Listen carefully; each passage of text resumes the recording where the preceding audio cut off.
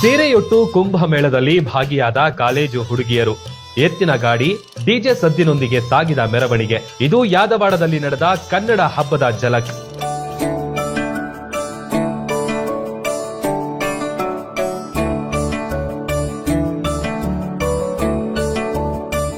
ಬೆಳಗಾವಿ ಜಿಲ್ಲೆಯ ಯಾದವಾಡದ ಬಿಬಿ ನ್ಯಾಮಗೌಡರ ಪ್ರಥಮ ದರ್ಜೆ ಮಹಾವಿದ್ಯಾಲಯದಲ್ಲಿ ಕನ್ನಡ ಹಬ್ಬವನ್ನ ವಿಜೃಂಭಣೆಯಿಂದ ಆಚರಿಸಲಾಯಿತು.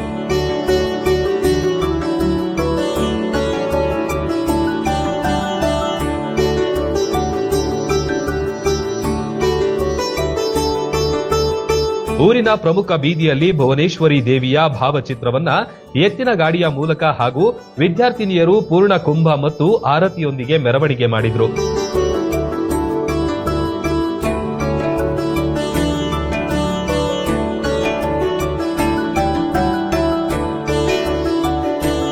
ಸ್ಪರ್ಧೆಯಲ್ಲಿ ಭಾಗಿಯಾಗಿದ್ದ ವಿದ್ಯಾರ್ಥಿಗಳಿಗೆ ಪ್ರಶಸ್ತಿ ಪತ್ರ ನೀಡಿ ಗೌರವಿಸಿದ್ರು.